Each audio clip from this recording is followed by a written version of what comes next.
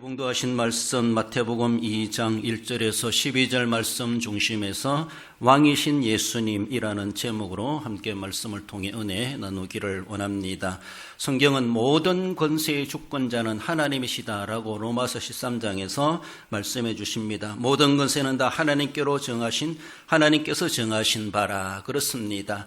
우리가 볼 때는 참 원치 않는 자들이 권세를 잡고 어쩌면 군림하는 그런 사람들도 없잖아. 세계 역사 가운데 또 현실 가운데도 있는 것을 볼 수가 있습니다. 부정적이든 긍정적이든 모든 권세는 하나님께 원천을 하고 있고 하나님이 주권적으로 주관하고 계시다라는 것이죠. 때로는 악한 자랄지라도 악한 시대에 그것을 사용하시기도 하십니다. 이방 나라, 바벨론, 아수르, 블레셋 이런 나라를 할지라도 하나님이 주관하시고 세상 나라는 또 구성되고 왕국을 세워가는 그런 일반적인 사람들의 그런 모임 가운데 왕들이라는 것이 생겨나겠지만은 아무튼 모든 권세는 하나님께로부터 났고 뿐만 아니죠. 또 원론적인 모습에서 우리의 생명의 근원이 하나님께 있습니다. 그리고 우리가 주어지는 권세뿐만 아니라 우리가 가지고 있는 세상의 명예나 모든 것들도 하나님께 원천하고 있다. 우리는 생각할 때 선하신 하나님이시라면은 그에 근거하고 뿌리를 하고 있더라면은 우리의 생각이나 성질이나 우리가 가지고 있는 어떤 명예나 어떤 힘이랄지라도 그 선의 본질을 가지고 바르게 선하게 사용하는 것이 마땅하다라는 것이죠. 그러나 그렇지 못하고 권세를 남용하는 자들이 있다. 그렇게 보여지고 타락한 세상이니까 그런 것들이 발견됩니다. 그래서 잠언에서는 그런 사람들을 악인이라 그러고 악인이 권세를 잡으면 백성들이 탄식하게 된다라는 것입니다. 자기는 훌륭한 지도자고 뭔가 권세 있는 자로 가지만은 백성들이 불편하다, 백성들이 탄식한다, 백성들이 우울하다. 그러면은 그 권세자는 선한 권세자라고 할 수가 없습니다. 악인이라고 볼 수밖에 없고 그 권세로 얼마나 남용하면은 국민들의 백성들이 불편함을 얻고 그래서 많은 사람들이 탄식할 수 있겠습니까? 탄식하지 아니하고 탄식이 사라지게 만드는 것이 권세자가 해야 될 일이고 능력 있고 앞선 자들이 그렇게 리드해 갈 수 있어야 되는데 그러지 못하기 때문에 백성들을 탄식하게 한다는 것 자체가 하나님 주신 권력을 바르게 사용하지 못하는 그러한 결과가 아니겠나라고 볼 수 있습니다. 오늘 본문에서 우리 예수님은 이 땅에 왕으로 오셨다라고 말씀하시는데 우리 하나님께서 보내시기로 약속한 메시아는 우리의 단순한 구세주 그것만이 아니라 우리의 구원자이시며 주인이시며 나아가서는 왕권을 가지고 오신다라는 겁니다. 그래서 모든 세상에 어떤 권세가 있다 할지라도 그 권세의 권세자, 그래서 만왕의 왕 중의 왕이시다. 이렇게도 예수님을 두고 표현하게 됩니다. 진정한 왕이 어떤 분이신가? 진정한 권세를 가지신 분이 어떤 분이신가? 우리 하나님께서 보내시는 평강의 왕이요, 의의 왕이요, 이렇게 말씀하시는 것처럼 진정한 왕도가 무엇인가, 왕은 어떤 분이신가 라고 하는 것을 우리에게 말씀해 주십니다. 왕이신 예수님에는 제해 주시는 말씀 본문으로 돌아와서 선고할 때 약속대로 오신 왕이심을 말씀하십니다. 2절에 유대인의 왕으로 나신 이가 어디 계시냐? 일명 동방의 박사들이 이렇게 별을 연구하다가 천문학자들인가 봐요. 그래서 문득 낯선 별을 바라보고 별이 움직임을 따라서 그들이 이렇게 찾아오게 되었고 별이 머무는 그곳까지 찾아와서 결국은 아기 예수님을 만나게 되는 상당히 어쩌면 이례적인 그런 행동과 그런 사례들을 본문은 우리에게 말씀해 주십니다. 메시아가 왕권을 가지고 오실 것에 대해서 하나님은 이미 계시해 주셨습니다. 여러 선지자를 통해서 말씀하시고 또 이스라엘의 12지파 중에서도 유다 지파를 통해서 하나님은 보내시겠다 말씀하시고 유다 지파에서도 많은 가문들 중에서도 다윗의 가문을 통해서 그리고 다윗의 혈통을 통해서 그렇게 오시겠다 그렇게 말씀하셨습니다. 이사야 9장 6절에 보면 이는 한 아기가 우리에게 낳고 한 아들을 우리에게 주신 바 되었는데 그의 이름은 기묘자라 모사라 전능하신 하나님이라 영존하시는 아버지라 평강의 왕이라 할 것임이라. 이렇게 왕권을 가지고 오시는데 더욱이 유다 지파 다윗의 혈통 다윗의 가문 더 나아가서는 다윗의 왕국이 바로 이 메시아의 왕국의 예표를 그렇게 말씀해 주고 있죠. 그래서 이스라엘 사회에서도 다윗 시대만큼 하나님을 섬기고 하나님이 돌봐주신 그런 왕국을 그들은 이상적인 나라로 생각하고 있습니다. 그렇게 꿈꾸고 있죠. 그렇지 않습니까? 다윗은 골리앗을 상대하는 그때부터 그의 생명 다하는 그날까지 어쩌면은 유관 인생 가운데 산전수전 겪어가면서도 죽을 고비를 느껴가면서도 하나님 그거 어디로 가든지 이기게 하셨습니다. 그래요. 전쟁과 싸움은 별로 좋은 건 아니지만은 이기는 일은 신나는 일이에요. 그렇잖아요? 아무리 힘들었다 할지라도 승리를 내가 거둔다고 하는 것은 싸워볼 만한 일이고 그리고 고생해 볼 만한 보람이 있는 겁니다. 그러나 죽도록 고생했는데 끝이 안 좋다라고 하면은 얼마나 실망스럽겠습니까? 그러나 다윗도 죽을 고비를 느끼고 정말로 그러한 인생을 많은 풍파를 겪고 살아왔지만은 하나님이 그가 어떤 형편에 있든지 간에 어떤 신분을 가지고 있든지 간에 하나님은 그를 쓰셨고 그리고 승승장구하게 하시고 그리고 패하지 아니하고 어떤 전쟁과 어떤 대적을 만난다 할지라도 승리하게 하셨다. 어디를 가든지 이기게 하셨더라. 그렇게 말씀하십니다. 이런 왕국, 이런 나라, 이런 통치자가 어디 있겠습니까? 이스라엘 역사에서 많은 이스라엘 백성들이 다윗 같은 지도자, 그 다윗의 왕국 같은 하나의 모델을 상징적인 나라의 형식으로 그들은 생각하지 않습니까? 그래서 국가적인 모습에서도 이스라엘의 나라의 국기가 별을 그려놓았죠. 그것이 다윗의 별이다라고 하며 자기들은 그 조상 다윗을 아주 자부심 있게 생각합니다. 이미 성경 속에 나오는 그 인물을 말해주고 있습니다. 바로 그 다윗의 자손을 통해서 예수 그리스도를 보내시는데 그는 왕으로 이 땅에 오신다라는 것입니다. 다윗의 자손이라고 하는 그런 예수님을 가리켜서 다윗의 자손이요 이렇게 말하죠. 그렇습니다. 유대인들이나 그리고 이방인들이나 다윗의 자손이란 예수님을 향한 별칭은 많은 사람들에게 보편적으로 사용되었던 것입니다. 왜 그렇습니까? 하나님께서 다윗의 자손을 통해서 보내시겠다라고 그렇게 누누이 선지자를 통해서 말씀하시기 때문에 그 이스라엘 사람들의 사고에서는 다윗의 자손 이 말이 아주 그들의 입에 뵐 만큼 그리고 익숙하리만큼 낯설지 않게 그리고 다윗의 자손으로 오신다는 하나님의 약속, 그러니까 약속이라는 것이죠. 다윗의 자손 예수로 믿는다는 것 자체는 예수님은 엉터당터하게 뿌리도 없이 나타나신 분이 아니라 하나님이 요구한 약속 속에 나오신 우리에게 보내신 하나님이 보내신 다윗의 자손 왕이시고 우리의 구세주이시다. 그리스도 메시아이시다라는 것이 다윗의 자손이요 라고 하며 예수님을 가리켜서 그렇게 호칭할 수 있었다고 하는 것은 하나님의 약속된 언약을 배경하고 있습니다. 수백 년 동안 하나님께서 말씀하신 것에 하나님의 약속대로 오신 예수님이시구나라는 것을 인정하는 것이죠.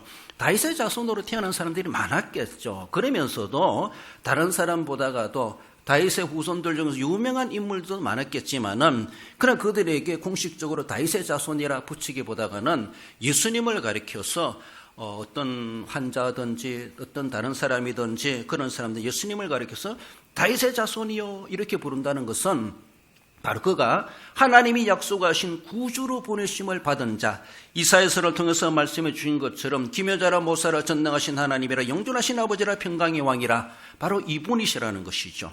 하나님이 약속하신 것, 이새의 뿌리에서 한 싹이 나서라고 하시면서 계속해서 말씀해 주신 것처럼 하나님께서 이스라엘 백성들에게 다윗의 후손을 통해서 메시아를 보내시겠다. 일명 그들에게 메시아 대망 사상이 있었다는 겁니다. 그래서 지금도 메시아를 보내주셔서 메시아가 이미 오셨음에도 불구하고 예수님을 메시아로 인정하지 않는 전통적인 유대인들은 지금도 메시아 보내달라고 기도하고 있지 않습니까? 얼마나 어리석은지 몰라요. 이미 왔다가 가셨는데도, 이미 오셔서 성령의 역사로 지금도 함께하고 계시는데도 메시아를 인정하지 않는 나머지 지금도 메시아가 아직 안 오신 것처럼 기다리고 있는 메시아 대망 사상을 아직까지도 가지고 있는 그들을 볼 수가 있죠. 이미 이것은 성취되었습니다. 이제는 다시 오실 메시아를 우리는 기다리고 있습니다. 그렇습니다. 그래서 예수님께서 오실 때 그는 바로 약속대로 오셨는데 왕이란 이름으로 오셨습니다.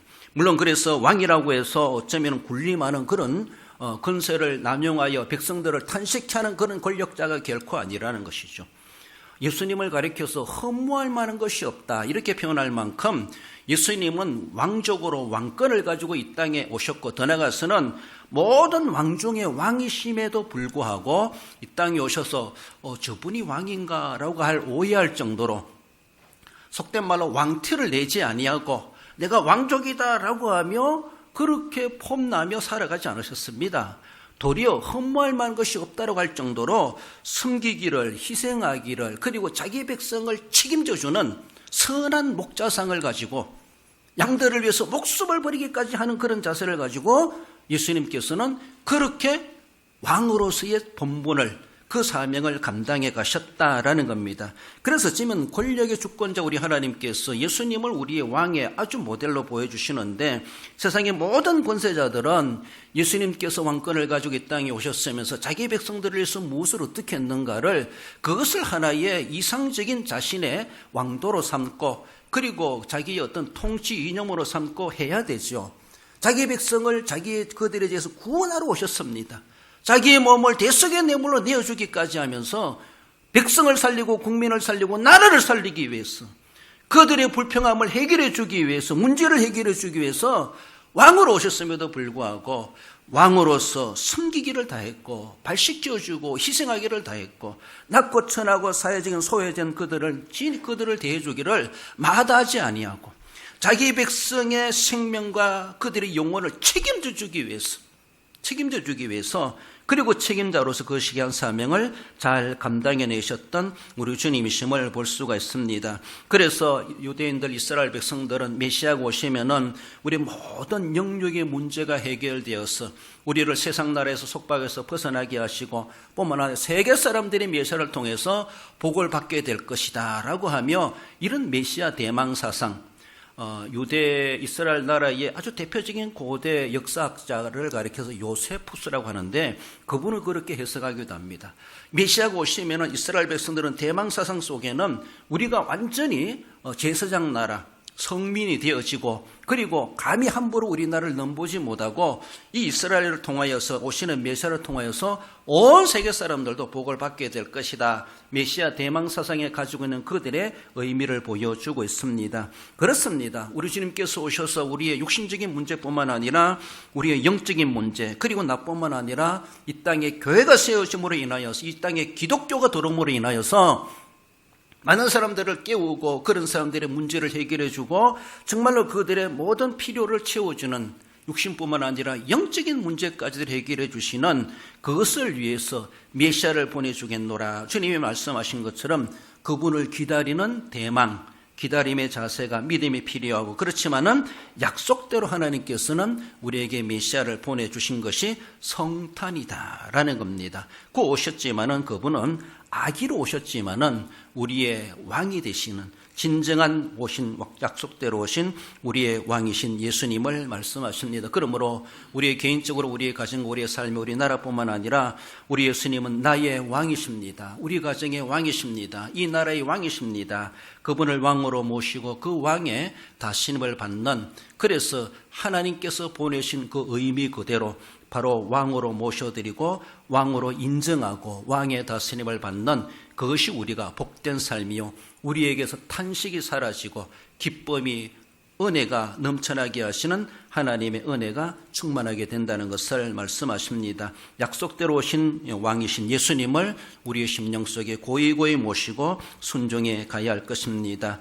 예수님은 어찌면 출생 때부터 왕이시며 나중에 죽으실 때도 유대인의 왕이라 제패를 써붙이셨습니다. 우연한 것 같지만은 출생 때로 왕이란 것을 사람들은 동방의 박사를 통해서 암시가 되었고 십자가에 달려 돌아가시면서도 유대인의 왕이다. 어쩌면 빌라도는 어떤 의미를 생각을 가지고 그에게 제패를 붙였는지 모르지만은 그래서 붙이셨다라는 것을 바라볼 때 직간접적으로 진정한 예수님은 우리 왕 되시다고 하는 것을 나타내 주셨습니다.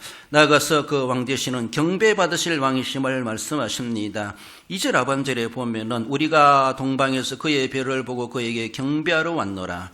경배한다는 말은 예배한다, 경의를 표한다 이런 말이 있고 또 실제적으로는 내가 입을 맞춘다 이런 의미를 가지고 있대요. 그래서 이 단어에 대해서 대부분의 학자들은 우리는 쉽게 예배한다, 경배한다, 경의를 표한다 그러지만 실제적으로 입을 맞춘다라는 겁니다. 고대 이렇게 그들이 신상이나 신전이나 더 나아가서는 또 황제를 신격화하는 그런 모습 속에서 그들에게 경배하는 자세가 뭔가 하면은 무릎을 꿇고 거기에 발에 입을 맞추는 거예요. 이러니까 무릎을 꿇는다. 이것도 경배한다, 경의를 표한다 하지만 가서 입을 맞춘다는 것이죠. 입을 맞추기 위해서 내가 그 앞에 부복해야 된다는, 엎드려야 된다는 것이죠. 그 단어가 바로 프로스키네오, 경배한다, 예배한다 이렇게 의미를 가지고 있습니다. 그래요. 우리가 어쩌면은 하나님 앞에 우리가 경배한다라고 하는 그런 모습에서는 나의 모든 것을 다 내려놓고 정말로 왕 대신 왕께서 서 있는 그 땅에 그 발바닥 밑에 내가 무릎을 꿇고 엎드리는 것이죠. 가장 낮은 자리에 그의 발에 내가 입을 맞춘다는 겁니다. 그것은 복종의 의미를 가지고 있습니다. 무엇이든지 말씀하옵소서. 내가 순종하겠습니다. 복종하겠습니다. 이것이 경배죠. 예배의 자세죠. 그래요. 거기에 대해서 뭔가 조건이 없습니다.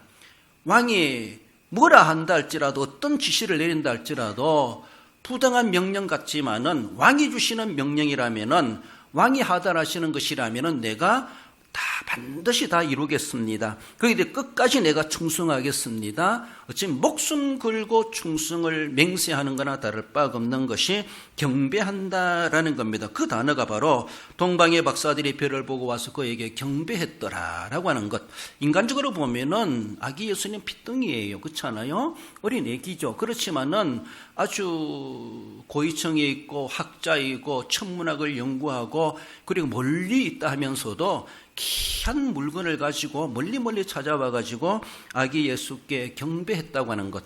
그들이 예수님을 어떻게 제대로 알아보고 했는지 알 수 없지만은 아무튼 그들은 별에 나타난 것에 대해서 이상히 여기면서 남다른 영웅이 태어났다는 그들은 사회적인 그런 모습에서도 해석해 가며 그 별을 따라 먼 길을 찾아왔다는 것입니다. 찾아와 가지고 아기 예수 있는 곳을 찾아가 가지고 그들이 엎드려 입을 맞추듯이 경배했다라는 겁니다. 사회적인 지위로 바라보면은 그렇게 그들이 급한 게 있고 그리고 요구사항이 있어가지고 왕 앞에 경배하겠습니까? 그 왕이 커가지고 어떤 우리에게 혜택을 줄는지 기대할 만한 세월도 안 될 겁니다. 그러하지만은 그들은 모든 것을 다 접어두고 경배했다고 하는 성경은 그렇게 말씀해 줄 때 경배하는 사람의 자세가 어떠할 것인가 라고 하는 것을 말씀하죠.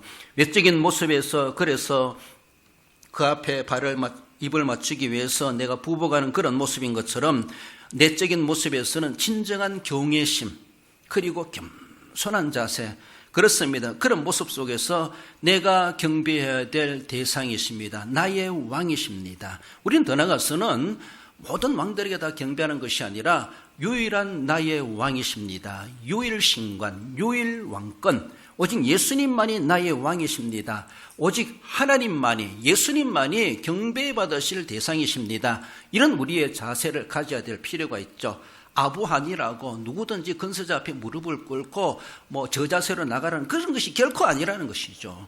세상에는 그렇게 못한다 할지라도 그리고 황제 숭배가 있고 이런 우상을 정책을 펼쳐간다 할지라도 거기 가서는 목이 꼿꼿하고 서 있다 할지라도 못한다 할지라도 그러나 예수님 앞에서는 진정한 내가 왕으로 인정하신 그 왕 앞에서는 우리는 무릎을 꿇을 수가 있습니다. 그 땅에 엎드려서 입을 맞출 수가 있습니다. 그런 자세이죠. 우리가 오늘도 하나님에 나와서 예배할 때마다 주일마다 예배할 때마다 나는 주님의 발등상 앞에 내가 무릎을 꿇는 것이다. 그 발끝에 내가 입을 맞추는 자다. 입을 맞추도록 허락받은 것도 얼마나 영광스럽습니까? 그렇지 않습니까? 세상에 옛날에 왕 앞에 의전에 나아가는 것도 두려워요. 함부로 허락되지 않습니다. 그리고 신체를 접촉할 수 있다고 하는 것, 입을 맞추는 접촉도 아무나에게 허락하지 않는다는 겁니다. 그래서 우리를 웬일인지 웬사랑인지 우리로 하여금 하나님의 의전에 나아가게 하시고 그 지성소에 나아가게 하시고 주님의 발등상에 주님의 발끝에 내가 입이라도 맞출 수 있는 자로 나를 불러주셨다는 것이죠. 소명하시고 구원회로 인도해 주셨다는 것이죠. 얼마나 감사한지. 그러니까 우리는 주님 앞에 내가 그 은혜 감격하여서 나는 우리 주님만이 나의 왕이십니다. 난 일편단심, 이왕 저왕 다 섬기는 그런 간신이 아니라 오직 일편단심, 나의 왕은 오직 예수님밖에 없습니다. 이런 자세이죠. 그렇습니다. 마태복음 4장 10절에 예수님께서 성령이 끌려 사탄에게 시험을 받으시면서 사탄에게 야단치는 소리를 말씀하시죠. 이에 예수께서 말씀하시되 사탄아 물러가라 기록되었으되 주 너희 하나님께 경배하고 다만 그를 섬기라 하였느니라. 그렇습니다. 1계명을 중심으로 2계명을 중심으로 말씀하시죠. 이것이 신명기 6장 12절 13절에 모세는 그렇게 말씀합니다. 너는 조심하여 너를 애굽 땅 종되었던 집에서 인도하여 내신 여호와를 잊지 말고 내 하나님 여호와를 경외하며 그를 섬기며 그의 이름으로 맹세할 것이니라고 말씀하고 있습니다. 출애굽기 20장 3절의 말씀, 너는 나외 다른 신들을 내게 두지 말지니라. 오직 유일신앙관 하나님께만 경배해라. 경배할 하나님으로 섬기라 라고 하는 것이죠. 여러 신들의 신상이 많다고 사람들이 만들어낸 그런 신들이 많고 종교가 많다 할지라도 다 허황된 것이요 우상이요, 그것은 우리의 구원자가 될 수가 없고 진정한 신도 아닙니다. 사람들이 생각했을 뿐이죠. 그런 사람들은 그 허황된 것을 받아들이고 엉뚱한 것에 가가지고 복을 달라고 빌고 자신의 생명과 재산을 바치는 어리석은 인생들이 얼마나 많은지 몰라요.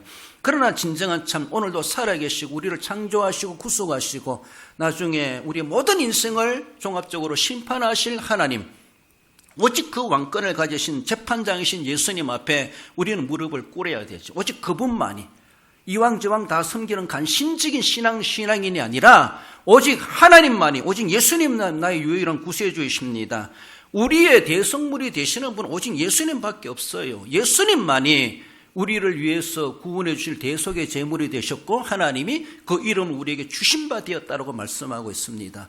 그래서 내가 길이요 진리요 생명이요 예수님으로 말미암아 아버지께로 갈 수가 있다고 예수님이 단정코 말씀해 주셨습니다.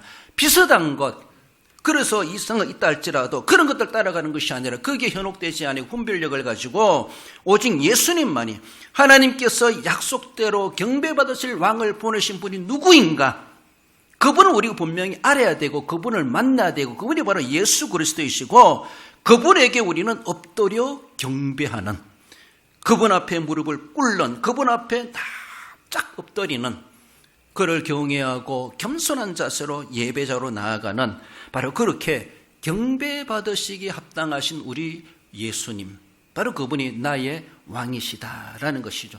나로 하여금 그 발끝에 입을 맞출 수 있는 자로, 예배자로 오늘도 나를 불러주셨다는 것이 얼마나 우리는 우리말로 영광스러운가, 우리는 얼마나 귀한 은총을 입은 자들인가, 남다른 복을 받은 우리 자신이다라고 생각하며 기꺼이 하나님 앞에 엎드리기를 마다하지 아니하고 늘 언제라도 경외심을 가지고 겸손한 자세로 하나님 앞에 프로스키네오 경배하는 자로서 경배받으실 하나님 앞에 경배하는 우리의 삶이 되어야 할 것입니다. 그는 진정코 우리로 통해서 경배받으시기 합당한 동방의 박사 아니라 어느 어떤 권세나 당대 헤로당이라 할지라도 그 앞에 나가서 경배해야 되는데 그렇지 못한 어리석은 자들이 얼마나 많은지, 그렇게 경배받으시기 합당하신 진정한 우리의 왕 되신 예수님이심을 말씀합니다.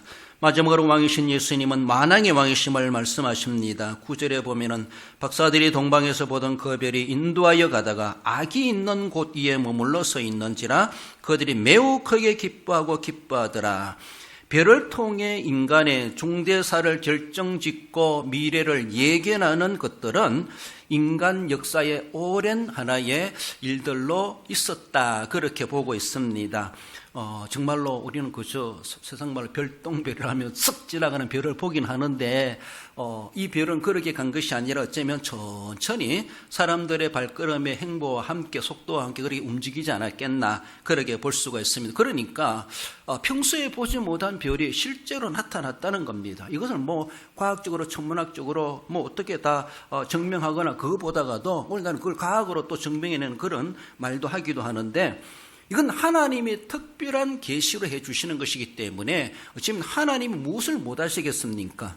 그 어떤 별인지 모르는 그 별을 움직이게 하셨고 그 별을 보게 하셨고 그 별을 따라서 가게 하신 하나님의 감동도 주셨습니다. 길을 멀다 하고 마다하지 아니하고 그리고 그들은 정말로 놀라운 별이다. 이거는 우리가 평소 볼 수 없는 별이고 진짜로 이 세상에 위대한 분이 태어났는가 보다. 그들의 생각이 또 그렇게 가지게 되었다는 것이죠. 그러니까 그저 별이 움직임 따라 어디까지 가는가 가보자가 아니라 미리부터 준비했다는 거. 한강과 유황과 모략을 준비해가지고 진짜 어떤 위대한 분이 태어난가 보다. 왕이란 말로 표현하죠. 왕이 태어났는가 보다. 그래요. 자기들의 나라에 왕도 있었을 겁니다. 그러나 그 왕이 태어날 때 그런 별이 있었다, 그런 소문이 없습니다. 그러나 우리나라는 아니지만은 저 먼 곳에 어떤 곳에 위대한 왕이 태어났는가 보다. 아마 동방의 박사들은 그렇게 생각했을 겁니다. 평소에 보이지 않는 별을 발견하게 되었고 그 별이 나타난다는 것은 이 세상에 놀라운 큰 일이 일어난다는 것에 대한 예견이라는 것이죠. 그래서 긍정적인 예견을 가지고 그들이 귀한 예물을 싸들고 별을 따라서 찾아오게 된 사실을 성경은 그렇게 말씀합니다. 그저 소설적인 신화적인 사람이 꾸미는 이야기가 아닌 것 같아요. 우리 하나님께서 분명히 마태를 통해서 기록해 주시는 것은 실제적인 사건이었고 당대 역사적인 배경으로 헤롯 왕이 다스릴 때고 그래서 그때 유아 학살의 일들도 벌어진 것을 보면은 이건 단순한 그 사람들이 만드는 이야기 아니라는 것이죠. 실제 역사 속에 이런 사건이 있었다는 것을 배경으로 본문은 그렇게 기록해 주고 있습니다. 그래요. 민수기 24장 17절에 보면은 발람 선지자가 광야 이스라엘 백성들을 저주하라고 모압 왕 발락이 초청이 왔는데 저주는 못하고 하나님께 야단 맞으니까 도리어 축복하는 내용이 나옵니다. 비록 좀 물질을 밝히는 선지자지만 그 당시에는 하나님이 딱 잡고 있으니까 헛소리 못하게 하고 도리어 축복하는 그런 내용이 민수기 24장 17절이도 한 별이 야곱에게서 나오며 한 규가 이스라엘에게서 일어나서라고 하며 이스라엘을 광야 이스라엘을 내다보면서 발람 선지자 축복하는 내용입니다. 하나님은 발람의 입을 통해서 하나님이 하시는 말씀을 그들에게 선포하게 하셨다는 것이죠. 문자 그대로 한 별이 야곱에게서 이스라엘에게서 난다는 것이죠. 그리고 한 규가 왕권을 가지고 있는 자가 이스라엘에게서 일어날 것이다 라고 하는 것을 발람도 자기도 무슨 의미인지 모르지만 하나님이 그 입을 통해서 도리어 선포하게 하셨다는 것이죠. 문자적으로 본다 할지라도 별이 나타날 것이다, 왕이 나타날 것이다, 그것을 예언하게 하셨습니다. 디모데전서 6장 15절에 보면은 유일하신 주권자이시며 만왕의 왕이시며 만주의 주시오라고 하며 사도 바울은 우리 이것을 가르쳐주고 있습니다. 예수님은 유일하신 주권자이시다. 예수님은 만왕의 왕이시다. 만주의 주시다라는 것이죠. 이분 앞에 우리가 이분을 왕으로 모시지 못한다면 세상에 어떤 일을 우리가 왕으로 모시겠습니까? 유일하신 주권자라는데 그렇지 않습니까? 만왕의 왕이십니다. 유일하신 만왕의 왕이에요. 만왕의 왕은 하나밖에 없잖아요. 말 그대로. 만왕의 왕, 왕 중의 왕, 만주의 주요. 어떤 주인이 있습니까? 어떤 권세자가 있습니까? 그 모든 권세자 주인 위의 주인이라는 것이죠. 진짜 주인이라는 것이죠. 요한계시록 17장 14절에서도 어린 양은 만주의 주시요 만왕의 왕이시므로 그들을 이기실 터이요 라고 하며 어린 양 대신 만왕의 왕 만주의 주께서 어떠한 대적하는 자들도 다 이기시고 최후의 승리를 거두실 어린 양 대신 예수 그리스도를 그렇게 노래하고 또 알려주고 있습니다. 그렇습니다. 우리 예수님은 왕으로 오셨지만 약속대로 오시고 경배받으실 왕이시지만은 진정으로 만왕의 왕이 되시다. 어느 누구와 비교할 만한 함께 나란히 일선에 서가지고 함께 그렇게 비교할 만한 그런 왕이 아니시라는 겁니다. 말 그대로 독보적인 왕, 어떤 누구하고도 비교할 수 없는, 상종할 수 없는 유일하신 왕이시다, 만왕의 왕이시다, 그것을 말씀하고 있습니다. 근데 많은 사람들이 내가 왕인데 라고 하며 자기 위에 진짜 왕이 계신 줄을 모르는 거예요. 우리가 다윗을 왜 위대하게 생각합니까? 다윗도 허점이 많고 실수가 많고 범죄한 것도 많아요. 그렇지만 다윗은 늘 내면 속에 인간이니까 실수도 있고 여러 가지 하나님께 책망받는 일도 있지만은 그러면서도 회개할 줄 알았다는 게 뭐예요? 자기가 정말로 왕이지만은 내 위에 진짜 왕이 계시다. 이 사상에 대해서는 그건 잊지 않았어요. 무슨 일을 하든지 어떤 상황이 있든지 간에 깜빡이 잊고 자기가 왕 노릇하느라고 자기 멋대로 할 때도 있었지만 그럴 때 아니었구나. 내가 너무나 내 왕을 진정으로 왕으로 모시지 못했구나. 내 위에 진정한 왕이 계시는구나. 그래요. 신정 정치 하에 왕정이 되는 것이 다윗 왕국의 특징이죠. 그것이 하나님 주신 왕정입니다. 하나님은 하나님이 계심을 알아라. 모세도 어떤 왕이 되든지 간에 율법을 늘 옆에 두고 그걸 늘 암송하며 율법대로 나를 다스리라는 게 뭡니까? 자기는 세상 왕족과 같이 그런 왕국과 같이 왕이라고 선정되고 왕으로 대표자고 세워지지만은 그러나 늘 율법을 옆에 두라는 건 뭐예요? 하나님을 늘 의식하라는 겁니다. 내 위에 하나님이 계시다는 것. 근데 오늘날에 와서 권세자라는 자들이 하나님을 망각해버리고 자기가 최고의 권력자인데 내 멋대로 하면 누가 뭐래? 자기 하는 말이 법이고 그것이 다 옳은 것 같고 정인 것 같고 주장해버리고 있는 우리가 기도하건대 하나님 우리 어떤 권세자랄지라도 통치자랄지라도 그 위에 하나님이 계심을 알게 하시고 하나님을 토리하는 권세자가 되게 해 주시옵소서. 이렇게 해야 돼요. 그들은 하나님을 토리해야 돼요. 그도 하나님 앞에 발등상 앞에 엎드려야 될 경배해야 될 그런 인간에 불과합니다. 그래요. 그걸 알지도 못하고 대먹지 못하게 오늘 본문의 헤롯왕은 내가 왕인데 이 땅에 무슨 왕이 태어나라고 하면서 여러분들 비교적으로 생각해 보세요. 헤롯은 분봉왕입니다. 분봉이란 말은 4분의 1이라는 거예요. 이스라엘 나라의 4분의 1을 토막내가지고 지자체 정도밖에 안 돼요. 어떻게 보면요. 그래도 왕이란 말을 써요. 그리고 더 나아가서는 자기도 로마의 왕이 있잖아요. 가이사가 뭐라 하면은 속되면 꼼짝 못할 왕이 헤롯왕이에요. 가이사라고 뭐가 대단한 사람입니까? 로마를 다스리는 로마가 통치하는 그런 나라의 왕이죠. 그럼 우리 예수는 어떤 왕이에요? 로마의 왕이 아니에요. 가이사 정도의 왕이 아니에요. 본문에서 말해주시는 것은 만왕의 왕이시라는 것이죠. 창세로부터 주님 오시는 그날까지 어떤 왕족이 있다 할지라도 어떤 왕국이 있다 할지라도 어떤 나라가 있다 할지라도 그것을 다 합해도 예수님 한 분만큼 안 돼요. 그 왕권을 다 해도 고대 어떤 왕국을 다 들어댄다 할지라도 하물며 물리적으로 본다 할지라도 솔직히 분봉왕 이것이 예수님을 가리켜서 내가 왕인데 어디 왕이 태어나? 죽여야지. 못만 행동을 하지 않습니까? 그래서 베들레헴 지경에 있는 2살 이하의 모든 아이들을 남자아이들을 다 죽이게 만들잖아요. 그래서 예수님 때문에 죽은 최초의 순교자들이다 이렇게도 말하는데 그래 예수님을 데리고 애굽으로 피난 가게 하시는 이런 그래서 동방의 박사들 하여금 헤롯에게 가지 말고 곧장 고국으로 돌아가라라고 하며 하나님이 꿈속에 지시하셨다라는 것을 볼 수가 있죠. 대먹지도 않고 하나님 앞에 자기 왕이라고 명함도 못 내밀 헤롯이 이런 짓들을 벌려갔다는 것이죠. 그 헤롯이 오늘날에도 있지 않겠는가? 오늘 이 세계도 있지 않겠는가? 우리는 생각해 보면 대먹지 못하게 만왕의 왕 앞에 함께 맞먹으려고 하는 이것이 얼마나 무모한 인간들의 모습이고 하나님을 진노케 하는 일인가라는 것을 우리는 늘 생각하며 그분은 우리가 함부로 쳐다보기도 황홀할 정도로 만왕의 왕 대신 만주의 주 대신 모든 권세의 주권자이신 우리 하나님이심을 기억해야 할 것입니다. 우리 빌립보서 2장 10절 11절 앞에 놓은 읽어봅시다. 하늘에 땅에 땅 아래에 있는 자들로 모든 무릎을 예수의 이름에 꿇게 하시고 모든 입으로 예수 그리스도를 주라 시인하여 하나님 아버지께 영광을 돌리게 하셨느니라. 그렇습니다. 이렇게 영광 받으실 우리의 왕 되신 그분께서 낮고 천한 우리의 자리에 오셨다라는 것을 말씀하십니다. 계시록 1장 7절에 볼지어다 그가 구름을 타고 오시리라. 누가 구름을 타고 오겠습니까? 만왕의 왕이시니까. 그래요. 그분은 사람으로 오시지만은 하나님이시기 때문에 구름도 사용하실 수 있는 우리 주님이심을 말씀하고 있습니다. 말씀을 맺습니다. 우리 성도 여러분, 왕으로 오신 예수님, 구속의 계획에 따라서 오신 진정한 우리의 왕, 우리를 구속하시기 위해서 오신 왕권을 가지고 오신 모든 권세로 물리치시고 승리를 이루실 왕이심을 말씀하십니다.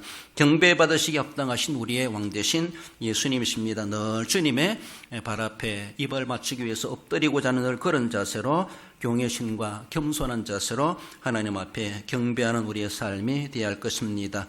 최후의 승리자 만왕의 왕이시라는 것이죠.